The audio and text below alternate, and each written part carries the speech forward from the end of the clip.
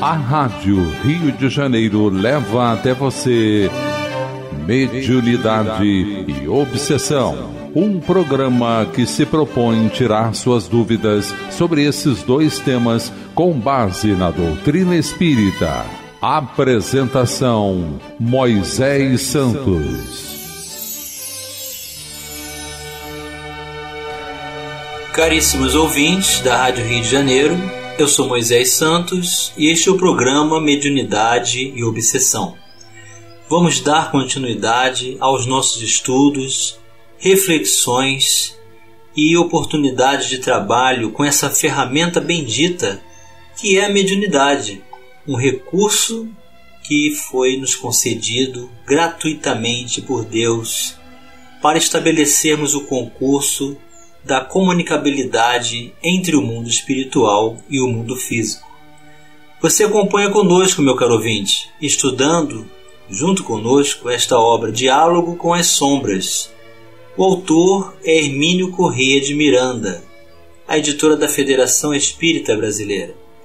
Hoje vamos iniciar mais um novo capítulo desta quarta parte da obra, que intitula-se O Desenvolvimento do Diálogo, Fixações, Cacoetes, Dores Físicas, Deformações e Mutilações. E o autor inicia o capítulo dizendo: pouco a pouco o diálogo vai se desenvolvendo, a partir de uma espécie de monólogo, pois no princípio, como vimos, é necessário deixar o espírito falar, para que informe sobre si mesmo, o que acaba acontecendo. Muitos o fazem logo de início, dizendo prontamente a que vieram e o que pretendem. Mesmo a estes, porém, é preciso deixar falar, a fim de nos aproximarmos do âmago de seus problemas. Outros são bem artificiosos. Usam da ironia, fogem às perguntas, respondendo-nos com outras perguntas, ou com sutis evasivas, que nada dizem. É comum tentar envolver o grupo todo na conversa. Várias artimanhas são empregadas para esse fim. Dirigem perguntas aos demais circunstantes, dizem gracejos para provocar o riso. Tentam captar a atenção por meio de gestos e toques nos braços ou nas mãos dos que lhes ficam mais próximos. Ensaiam a indução hipnótica ou passe magnético. Muita atenção com estes artifícios. Eles trazem em si uma sutileza perigosa e envolvente, pois constituem uma técnica de penetrar o psiquismo alheio. Então, logo de início, aqui nesse primeiro parágrafo desse capítulo, meu caro ouvinte, o autor está nos trazendo o alerta de quantos apresentam segurança pessoal na proposta do mal que vivem e vêm fazer todo esse tipo de artimanhas para não entregarem-se, para não mostrarem realmente o sofrimento que trazem escondidos por si mesmos. A técnica é ter paciência e aguardar o momento oportuno para ajudar. Um companheiro esclarecido e experimentado, que do mundo invisível nos orientava, costumava sempre dar uma palavra inicial, de estímulo e encorajamento para as árduas tarefas que nos esperavam cada noite, todas as semanas. Esta comunicação inicial, meu caro ouvinte, é comum às orientações para prepararmos o campo de trabalho, o que vem logo pela comunicabilidade. Ele tinha o hábito de fazer uma saudação geral e depois dirigir-se a cada um de nós em particular, com uma palavra mais pessoal, afetuosa e cordial. Seu objetivo não era o de distinguir este ou aquele, e nem mesmo de dar conselhos individuais sobre nossos problemas humanos. Era apenas o de estabelecer entre nós, todos e ele, um vínculo positivo, que nos predispunha ao trabalho em equipe e certamente contribuía para que nos mantivéssemos todos em boa faixa de equilíbrio e concentração. Suas palavras singelas a cada um de nós criavam, pois, este elo necessário ao trabalho. Neste caso, a técnica era obviamente utilizada para o bem, mas sem dúvida alguma, os espíritos desarmonizados também a conhecem e procuram empregá-la com finalidades muito diversas. Se um companheiro desavisado responde, mesmo com um simples sorriso, os resultados podem se tornar desastrosos.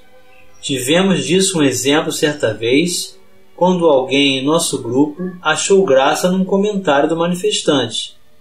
O espírito começou a dirigir-se a ele, esquecendo aparentemente a presença do doutrinador e suas palavras, pois isto faz parte da técnica. Como o companheiro correspondeu à sua abordagem, o espírito sentiu-se à vontade para prosseguir e foi muito franco e espontâneo ao manifestar sua satisfação por ver que encontrava apoio num dos componentes do grupo. Muito embora soubéssemos perfeitamente que este não o estava apoiando, mas certamente o estava favorecendo involuntariamente. Sentiu-se fortalecido e disse mesmo, após longo tempo de conversa, que não se retirava. Esta é outra técnica intimidadora que ainda estudaremos, com a clara intenção de desmoralizar o doutrinador que ficaria falando sozinho. Mas, meu caro ouvinte, qual é a importância deste apoio mútuo entre os componentes de uma reunião mediúnica, no que se refere a essa possibilidade de comunhão de pensamentos, de equilíbrio e de oportunidade de servirmos como um ser coletivo? Vamos esclarecer esse conceito. Esclarecendo conceitos. O Livro dos Médiuns, das Reuniões e das Sociedades Espíritas, o item 331. Uma reunião é um ser coletivo, cujas qualidades e propriedades são a resultante das de seus membros e formam como um feixe. Ora, este feixe tanto mais força terá, quanto mais homogênea for. Se houver compreendido bem sobre a maneira por que os espíritos são avisados do nosso chamado, facilmente se compreenderá o poder da associação dos pensamentos dos assistentes. Desde que o espírito é de certo modo atingido pelo pensamento, como nós somos pela voz, 20 pessoas unindo-se com a mesma intenção terão necessariamente mais força do que uma só. Mas a fim de que todos esses pensamentos concorram para o mesmo fim, preciso é que vibrem em uníssono, que se confundam, por assim dizer, em um só, o que não pode dar-se sem a concentração. E mais adiante ele vai dizer, se os pensamentos forem divergentes, resultará daí um choque de ideias desagradável ao espírito e, por conseguinte, prejudicial à comunicação. Então é muito importante essa faixa de homogeneidade de pensamentos, de comunhão, de equilíbrio, de somatório dos interesses e propósitos na condição de servir. E já de antemão, sabendo de todas essas artimanhas, recursos estabelecidos para fugas espetaculares dos comunicantes, para que não seja abordada a temática, o drama, a complexidade da dor que ele vive ou do sofrimento que esconde, nós temos que estar dentro dessa condição de feixe luminoso, de amor, de luz, no propósito do trabalho. E Hermínio de Miranda continua: há, pois, excelentes razões para manter, como regra, de raríssimas exceções, o princípio de deixar que apenas o doutrinador fale com o manifestante. É através daquele que atuam os espíritos orientadores que ficariam com seu esforço dispersado se tivesse que dar atenção e atuar, via intuição, sobre todos os componentes do grupo, incumbidos e autorizados a falar com o espírito. O doutrinador tem que estar, assim, bem atento aos seus companheiros encarnados, em torno da mesa, médiuns ou não, para que se mantenham firmes nas suas posições, o que é importante para o desenvolvimento das tarefas. Estes companheiros não devem fechar-se na indiferença quanto ao que se passa, pois emprestam seu apoio vibratório silencioso ao doutrinador, mas não devem cometer o engano de se envolver na conversa, a ponto de, mesmo mentalmente, interferir no difícil diálogo que o doutrinador está tentando estabelecer para perscrutar o arcabouço psicológico e moral do seu interlocutor invisível. Então é muito importante essa homogeneidade, mais uma vez repetimos. Todos devem acompanhar mentalmente, devem estar atentos, em foco, em pensamento, torcendo para o doutrinador conseguir alcançar a intimidade do necessitado que está se comunicando.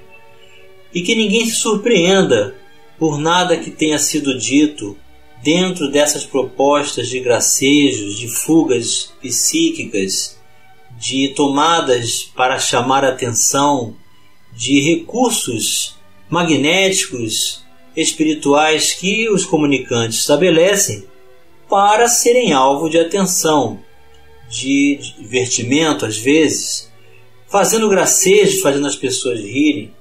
Até mesmo aquele pequeno sorriso escondido vai ser percebido pelo comunicante, que vai a partir daí estabelecer o concurso de divergência entre os componentes.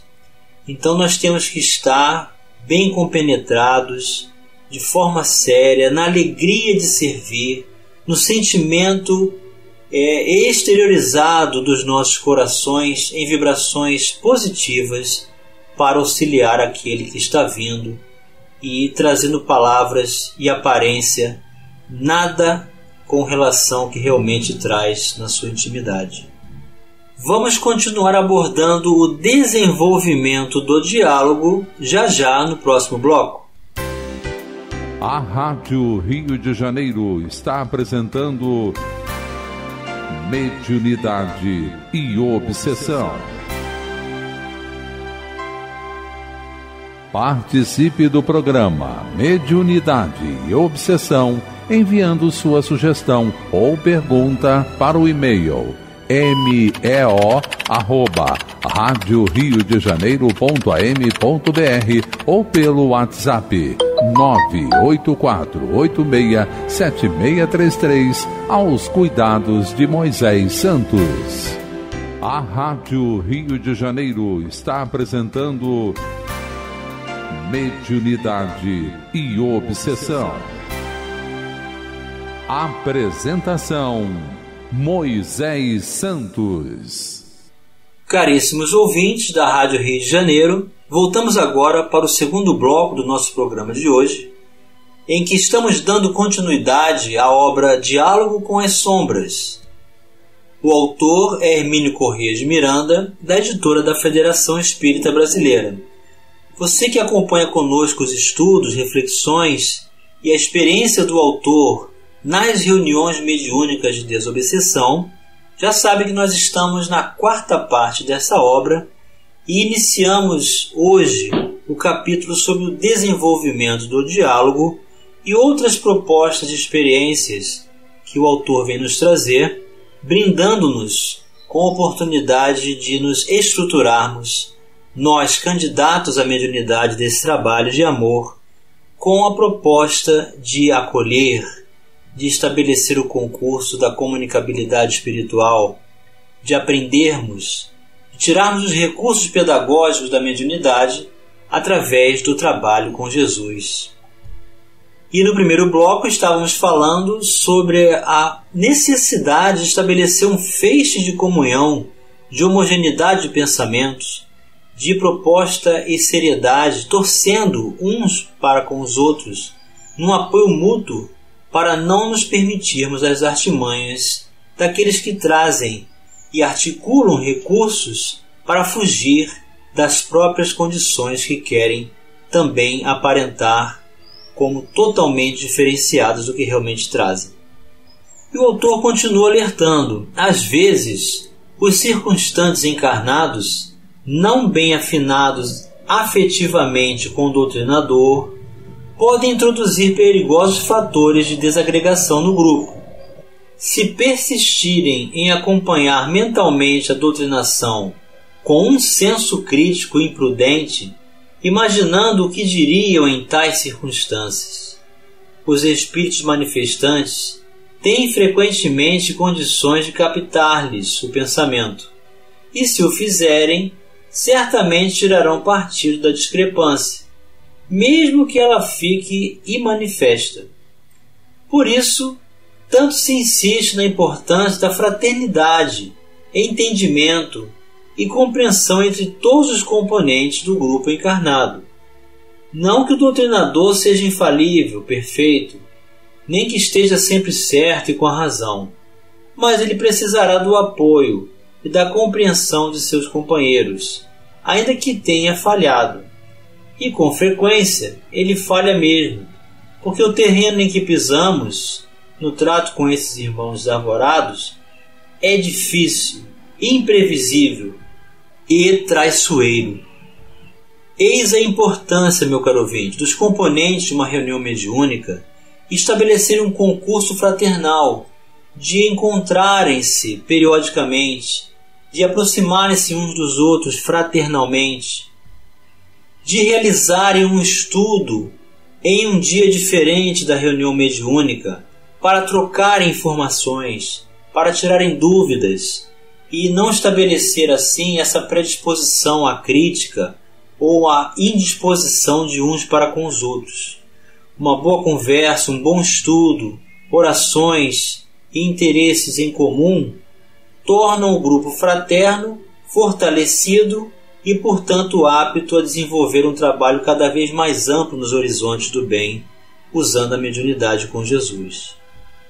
Dessa forma, alguém que não possa concordar com os métodos empregados pelo doutrinador, a ponto de tornar-se criticamente negativo, deve afastar-se do grupo. É possível, claro, que ele esteja certo e o doutrinador errado, mas é melhor excluir-se do que permanecer no grupo com um ponto de atrito oculto, que mina o trabalho. Se não pode ajudar, que pelo menos não acarrete maiores dificuldades. Se ele estiver certo na maneira de apreciar o trabalho do doutrinador, e este não possuir mesmo condições para a sua tarefa, as coisas encaminhar-se-ão para um desfecho natural. Se apenas critica e discorda em razão de distorções de sua própria psicologia, então nada tem a contribuir de bom para o grupo e poderá acarretar-lhe considerável dano. Então, o autor está deixando bem claro: se nós não podemos colaborar, se não estamos dispostos a ter paciência e oportunidade de esclarecimento num diálogo fraterno, justo e legítimo, e permanecermos nessa postura de irradiarmos, de sermos adversos ao pensamento que o doutrinador possa estar estabelecendo no seu concurso, nós estaremos sendo os responsáveis por minar o trabalho. Então, ele sugere o afastamento. Lembremos, pois, a validade da regra que recomenda que apenas o doutrinador fale com o espírito manifestante. É comum que este procure burlar a norma, tentando arrastar outros membros do grupo ao debate. Convém a eles a generalização da conversa, que afasta o doutrinador e o coloca mais ou menos à margem, numa técnica muito sutil de desmoralização. Então o comunicante pode tentar fazer um debate, perguntar a um a outro o que acha, ou que deve ser feito, ou que diriam no lugar do doutrinador, tudo isso para estabelecer uma condição falsa de aproximação e, portanto, prejuízo ao tempo, à oportunidade de auxiliar realmente o comunicante. Sob condições especiais, no entanto, é possível que ocorra a necessidade ou a conveniência de alguém mais falar. Pode ser, por exemplo, que alguém no grupo tenha qualquer problema pessoal com o espírito manifestante e se sinta fortemente impelido a dizer-lhe uma palavra de conciliação, fazer-lhe um pedido de perdão, um gesto de fraternidade mais objetivo, além do pensamento. Também pode acontecer que o espírito manifestante sinta real necessidade de uma palavra direta com alguém presente, que, por amá-lo particularmente, pode ajudar a despertá-lo, com a emoção de uma voz que há muito não ouve, ou com um gesto de que se lembre. Com saudade, em casos assim, o doutrinador julgará segundo sua intuição ou a instrução dos mentores, permitindo que outra pessoa fale ao espírito. Claro que, mesmo assim, deve continuar atento, seguindo com extremo cuidado o diálogo, para retomá-lo quando julgar necessário, porque cabe a ele a responsabilidade por esse aspecto da tarefa. É ele quem está preparado para ela, em vista de suas ligações com os companheiros espirituais, através dos dispositivos especiais a que nos referimos alhures neste livro. E chegou o momento, meu caro ouvinte, de você receber a mensagem ao seu coração. Mensagem ao coração.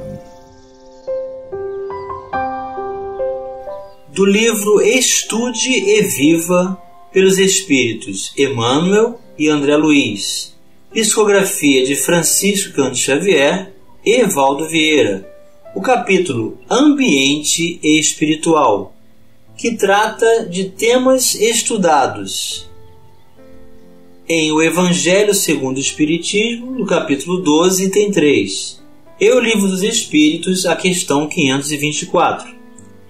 Há, sem dúvida, uma tarefa especial, particularmente destinada aos espíritas, à margem das obrigações que lhes são peculiares, a formação de ambiente adequado ao trabalho edificante dos bons espíritos.